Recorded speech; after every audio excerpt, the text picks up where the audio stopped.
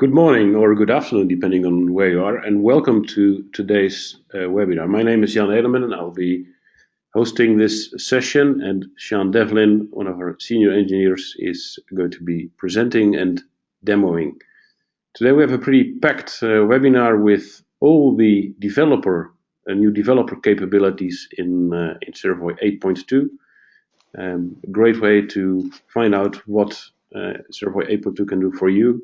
So if you have any questions during the webinar, then please post them in the questions channel. We'll be sure to take as many questions as possible as we have time for. And with that out of our way, welcome Sean to the floor. Thank you, Jan. Can you hear me well? Yes. Is my screen visible? It is, yes. Excellent. Okay.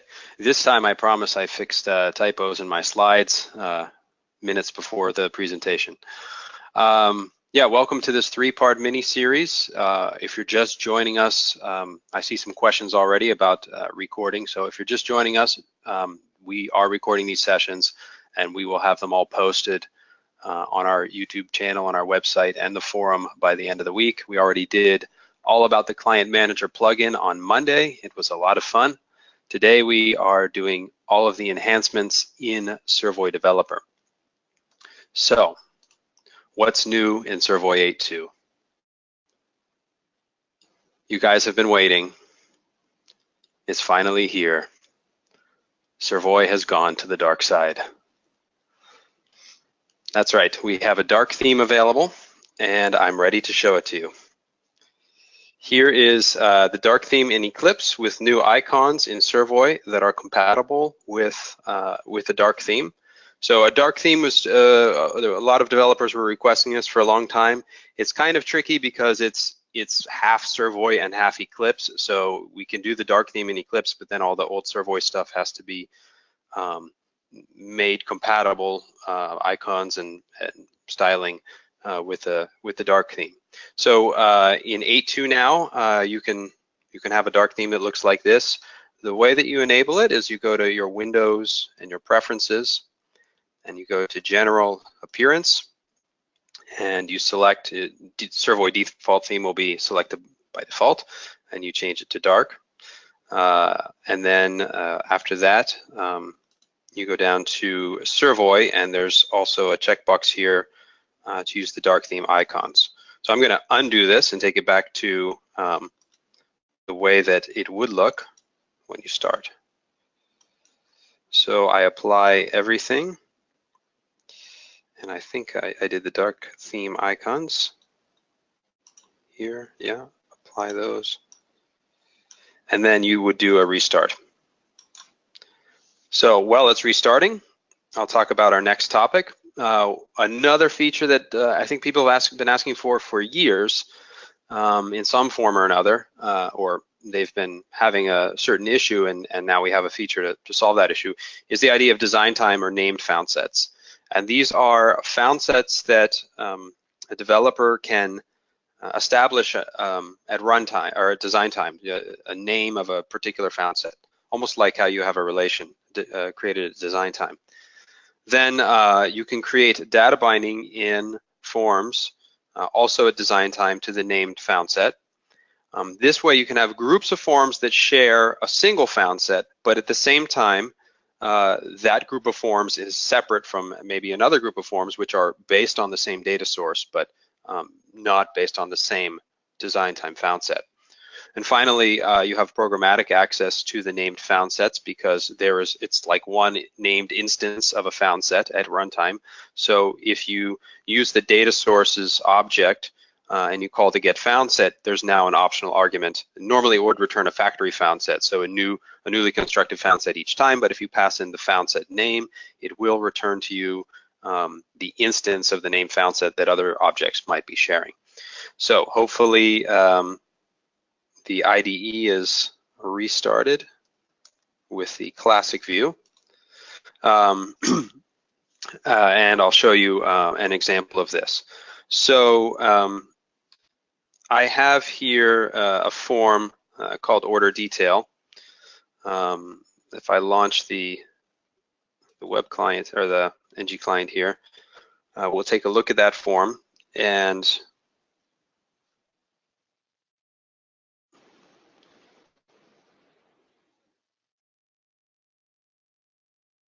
This GoToMeeting seems to slow things down a bit. There we go. Okay, so we have an order, we have some search, some scrolls, the order items, a map, etc. What we want to do is basically have another copy of this form that uses a separate found set. So what I'm going to do is I'll create a inherited version of this form. So create new subform. I'm going to call this order detail 2. Everything else is the same. And I'm just going to change one thing on this form. So if we go to the form properties, where we have the what was always called the name found set property, but it was always separate or default, we can now just type directly in there, and I'm going to call this found set orders 2. So now this form is based on the same data source, but a separate found set, orders 2. Now, if I also go to the main form here,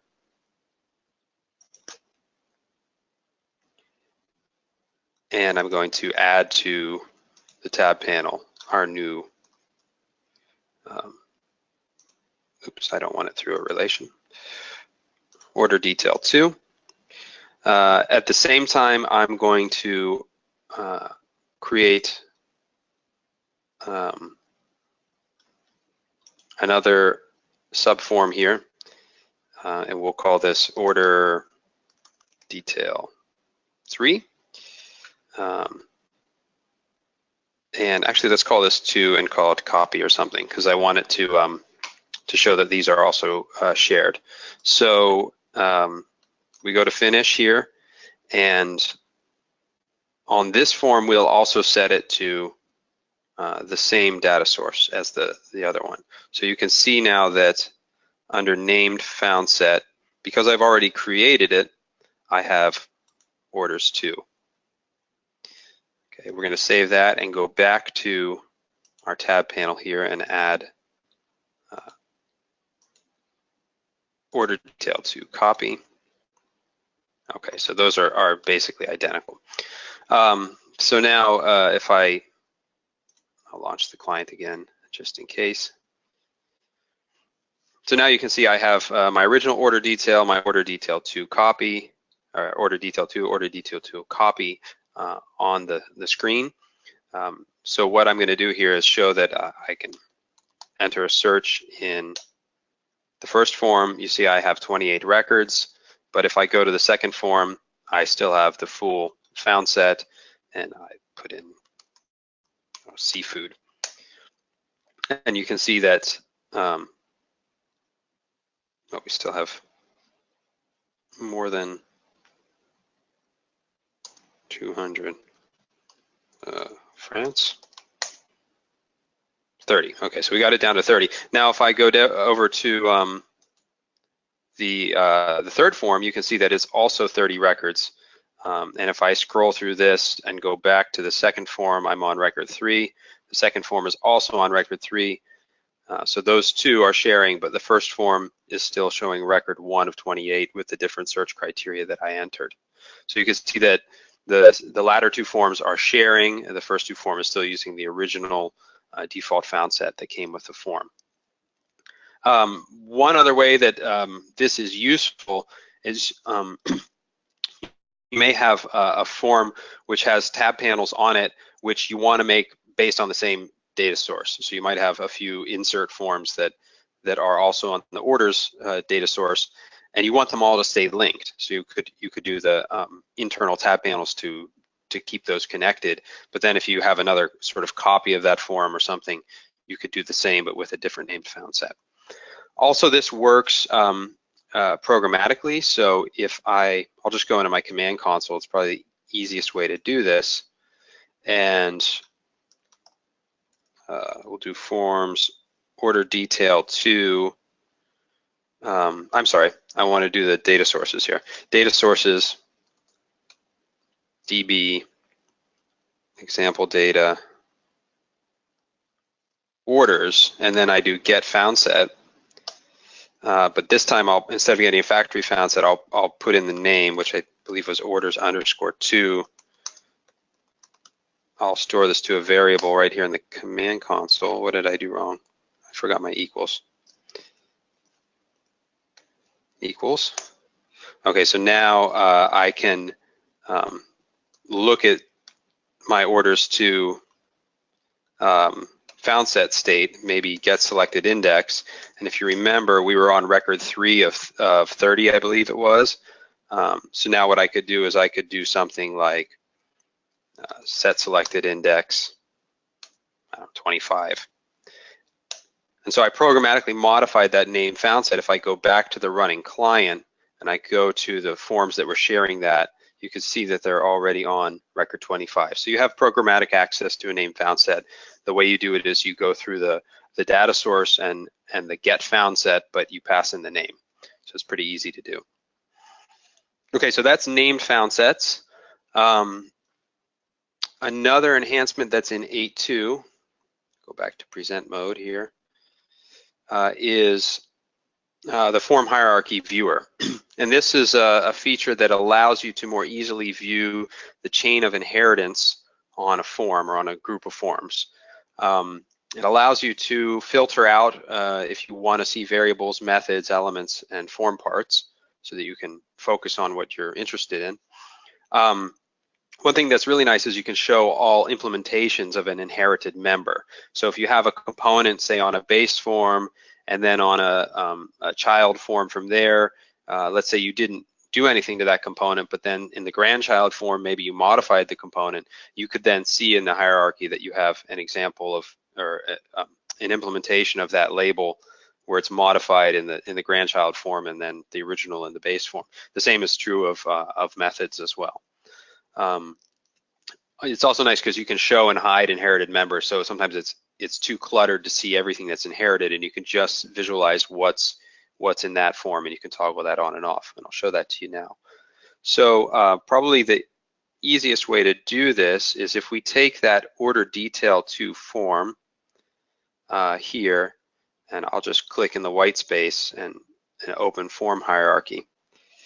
And over here on the right-hand side of my screen,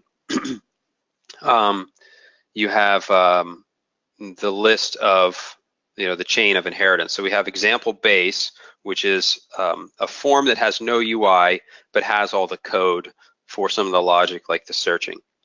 Then you have example base UI, and if I double click that here, I can open it, and you can see that it has a bit of the UI inserted, but none of the content that might go in an implementation form.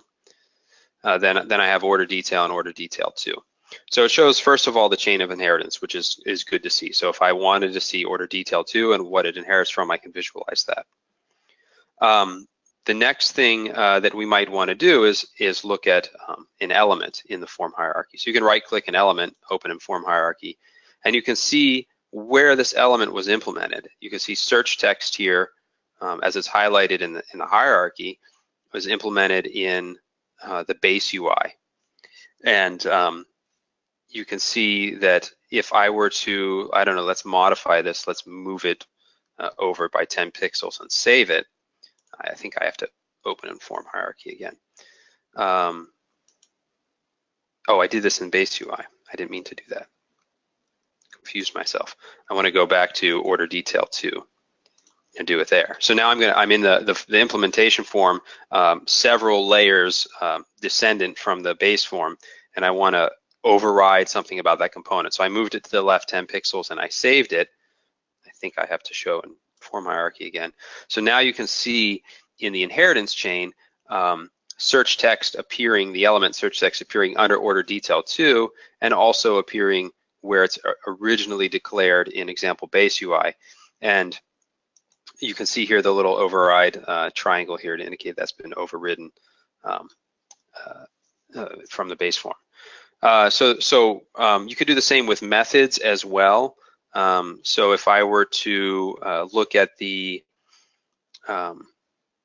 get search provider method of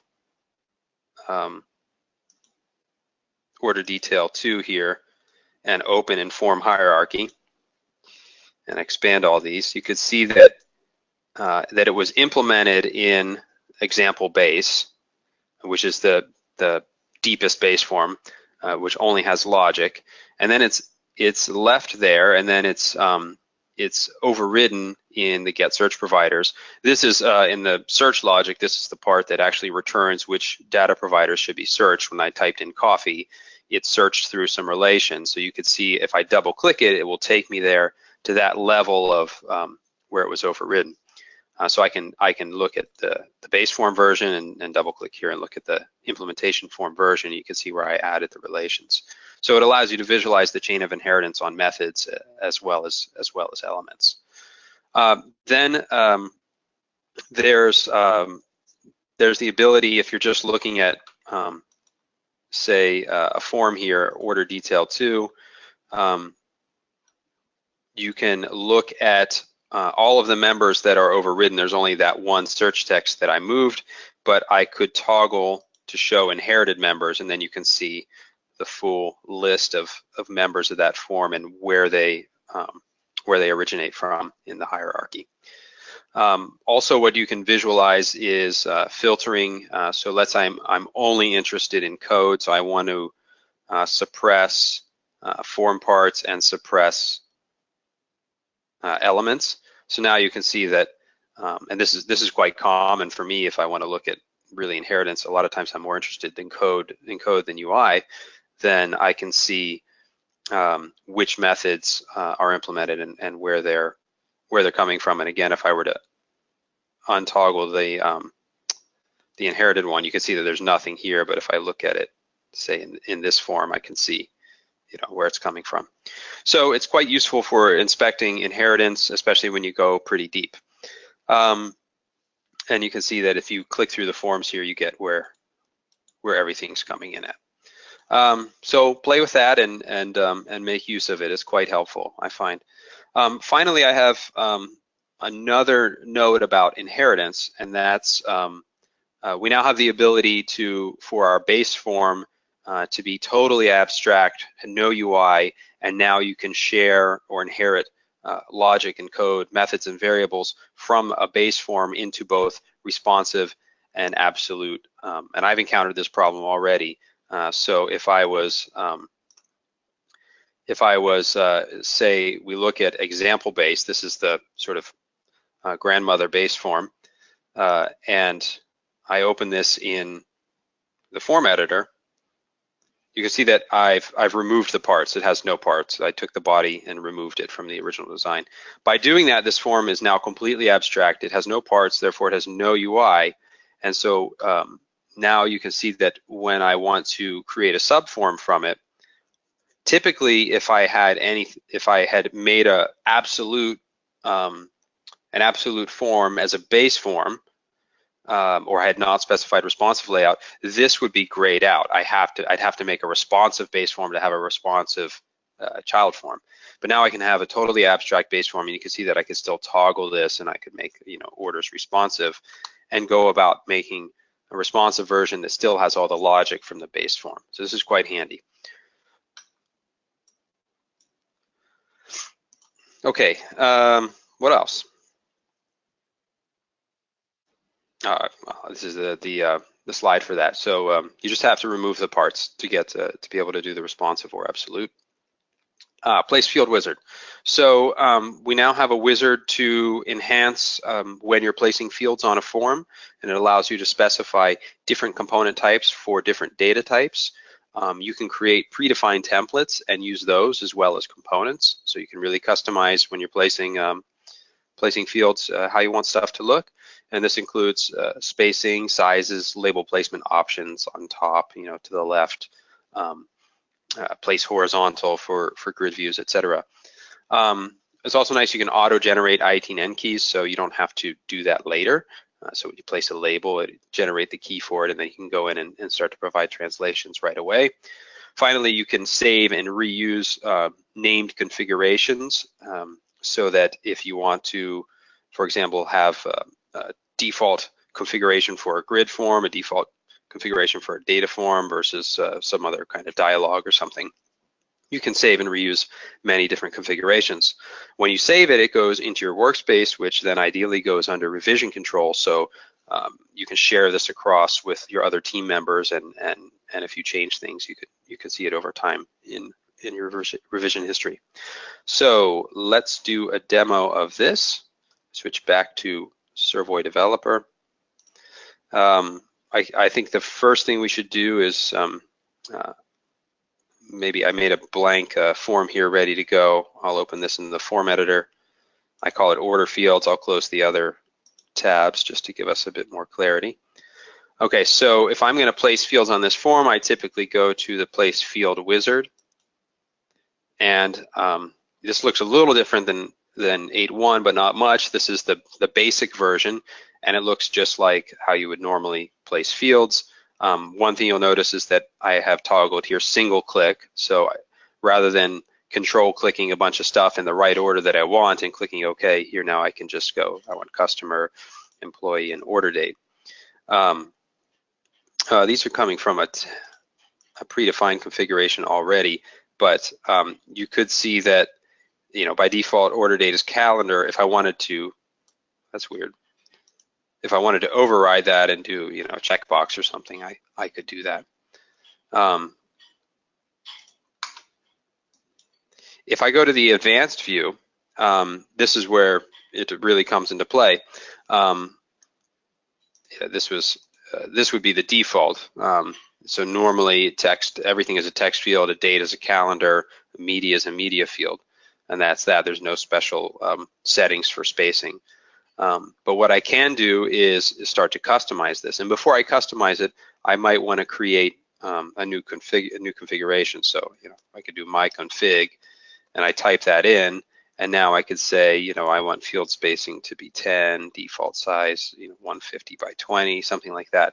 I'm going to delete the my config and use one that I already prepared so that it looks nice. I'll call it data form, and you can see that all of the field types I didn't change from the default. However, I did set the field spacing and the default sizes. The label's going to go directly on top. It'll fill the name property. So now if I go through here, do customer ID, employee ID, order date, and click OK, you can see how the components are arranged on the form. I'll also add this to the main form so we can see it in the client.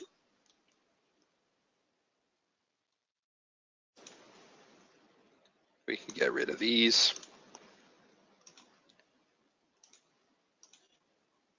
Order fields.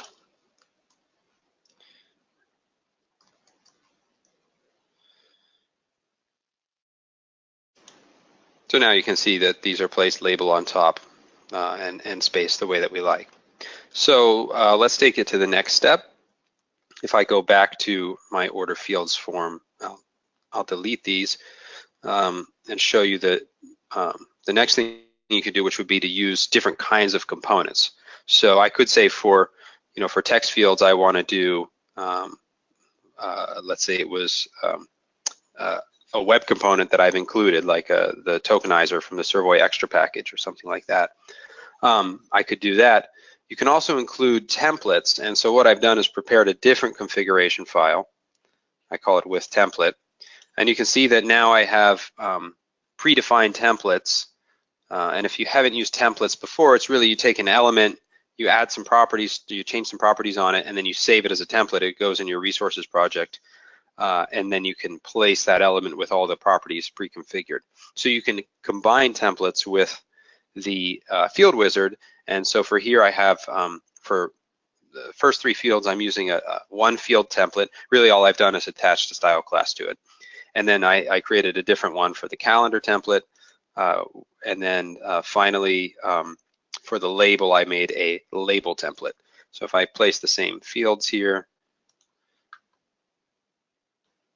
and click OK and save these, and I switch back to the client, you can see that it already has some CSS applied as well. One thing that I think is worth pointing out is that, of course, you're going to have exceptions to the setup that you want. So you can always change those as you're placing it. So I could, for example, pick the order total calculation, and instead of doing the default field template, I could have another template prepared here called currency template, which maybe does some formatting in a different CSS. And now you can see that when I place that on the form, as I'm placing it, I can just specify what it's going to be. I don't have to first place a template and then go hook it up to the data provider, which I think is more work. So again, you can just dynamically change them as you're placing them. Okay, I think that we'll do one more example of this in combination with the next example that I want to show you. If we go back to our slides here, we have a couple of enhancements on in-memory data sources. It used to be in 8.1 that although you could define the in-memory data source at design time, you were restricted from setting any of the column properties. We now have full support for the column properties when you're defining a data source. It's just like any other table editor. We also added in 8.2 an on-load event to in-memory data sources, which allows you to do a lazy load. If you're creating the in-memory table from, I don't know, an arbitrary SQL query or a web service or just a bunch of predefined stuff, you load a file, etc. There's a way now you don't have to proactively do that on startup. And you might have a form where you have to remember to initialize the data source before you show the form that's connected to the data source, and then you have to refresh everything. You don't have to do that anymore. All you have to do is make your data source, make your form, and then provide the handler to this event, which supplies the data, and then it'll lazy load it. So the very first time it gets referenced, then it will call the load event, and it gives you the opportunity to populate it. So I can show you what that would look like. We'll go to the data source node in the Solution Explorer. Select in-memory, right-click, and create a data source. I'll call it my in-mem. Okay. And I'll add, I don't know, 2 fields to it, ID, length 36, and that can be the PK. And so what's new is all of the column properties that you see here, and also the sequence types. So I could say, well, that's a UUID generator, and give it a label ID and description, whatever. So I'll add another one, label text, and I don't know, we'll do an auto enter, just for example. So now you can do that. It's just like any other table editor. But what I'm going to do is save that and create a new form. And call this my in-mem. And the data source will be also my in-mem. And we'll place some fields on that form. I have another configuration in the place fields wizard that is more for grids. So I'll go ahead and do ID and label, and click OK. And you can see that it placed them horizontal, and it made the form table view here, so we get a grid. I also have it sets anchoring here, so those are going to grow with the form. I'll also disable horizontal scroll bars. That helps with the display. So now I have a form which is bound to the design time in-memory data source. Now all we need to do is, if I show this form, how's it going to load the data? So if I go back to my data source, you can see under events, it has all of the same events that any table would have, plus this one called onLoad. And I have a predefined method in the global scope called onFoundsetLoad. And I will bind it to that and show it. And you can see what it does in this method. It's passed in just the name of the data source that is loading, and it gives you the opportunity to create the data source or to populate it. So I just have a list of labels here in an array of strings, the topics for today's webinar. I create my empty data set, I iterate over those labels, and I add rows to the data set. And on this line here, when we call create data source and we pass in the data source name, is when that actually populates it. That method itself hasn't changed. It's just now that we can call this on demand rather than proactively. So if I did everything correctly, what I'll do is go back to my main form here. Oops, I didn't meant to open it in the form editor. And we'll add the inmem. So now, if I did everything right,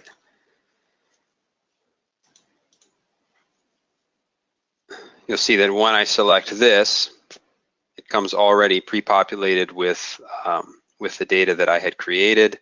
And you can see the little message that I put in that method at the very end. It says data source my inmem initialized with 10 rows. So that all happened on demand when the form showed. I didn't have to proactively do it. So that's probably a best practice for most in-memory tables, is to create them lazy load that way. So you'll want to sort of stick that in your tool belt. All right, back to our slides. We have a few more enhancements to cover. There's actually quite a bit of enhancements. I'm only covering the ones that are the most, I think, the most relevant. Some are just really odds and ends. This one I'm particularly excited about. The Web Package Manager, if you're using the NG client already, you know that you can import into your applications predefined web components and NG service components and layouts. We finally now have the ability to do solutions. So the modules that we distribute on GitHub, such as the search module, the utils module, etc., we can now expose those to be imported through the Web Package Manager. It does a regular .servoy import right into your workspace. And we also added support for third-party indexes, so it doesn't just have to be Servoy's components. It could be your own company. You could set up a place where you publish your components and modules, etc. And for your developers, if you want to include stuff as binaries, then you can do it that way. So not too much of a demo, but I'll show you if I were adding to this application a module, I could download and install with a Web Package Manager. And now you will see, after it pings the service, the index file on GitHub, you see that Servoy Solutions shows on the right, and we already have all of the SVY utils stuff published, as well as the security module that we'll be talking about on Friday, and the search module that you saw right here in this application where we were doing the text searching. So I'm really excited about that because, me and my colleagues, we're developing modules and trying to improve extensions to Servoy all the time. However, it's always been a bit tricky on, how do we release it and give it to people and let them know that it's available. And now you can just go here and say what's available. And of course, there's always links to wiki documentation and the project home on GitHub. So that's pretty exciting. Please take advantage of that.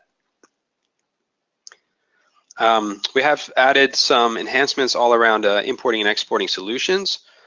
So one of the things that's nice is for the .servoy export, when you export a file, you can specify the options that you want when you import it. So you don't have to remember this, or if someone is importing it that didn't generate the export and they forget what the properties should be, it's all encoded directly in the import file. So you can do that. Probably more importantly, or I guess flowing from that, is that you can also directly import it to an app server right from the export wizard. So after you've specified the import options, you can say, here's the URL, and it will import it to your application server. That uses a REST API that is now exposed from the app server itself to sort of consume an incoming import file and import it into the repository. So right now this only supports the .servoy kind of export, not a .war kind of export, which includes the whole application server as part of the export. Another neat feature is that you can include web packages. So if you have components, services, layouts, things like that, when you export a Servoy solution, there's just a checkbox to say include referenced web packages, so that if you import those right now for developer only, you import those, it's going right into your workspace and including those web package zip files, so that you don't have to. It used to be in 8.1, you'd do the import, then you'd get your warning or your errors and your build markers that say you're missing, this web component that's referenced on some form, and then you have to figure out where to get it and if you got the right version, etc. Now you can just do the import right into developer and it has everything. Another nice little thing is when you're importing a module or solution that has a reference to a database, it used to be that it would tell you in developer and say, do you want to pick another database to use as that database? Now you can actually prompt it to auto create a database. If you have a database server set up that can do that, like Postgres, then you could just say, okay, create the database, so that really an export file can bring in sample data, the database schema, and even create the database all in one go. So that's really useful for, just sending someone an export to look at something and it generates everything for you. You don't have to go through extra steps. I can show that to you real quick in the IDE. If I were to just export this solution, file export, and you can see, first of all, that we have the checkbox, which is checked by default to export referenced web packages. And also down here, if I were to check create import settings, then as I come to the options here, I have the import options here. So like if I want to import, sample data and metadata, etc. So that applies when you import. If I check this box, you can see that the next button becomes enabled, because if I want to deploy to an app server, I can actually give it the credentials and the URL to deploy to. And if I run that, then I'll get the response that normally you see in the server admin page will come right back here, letting me know if it was successful or not.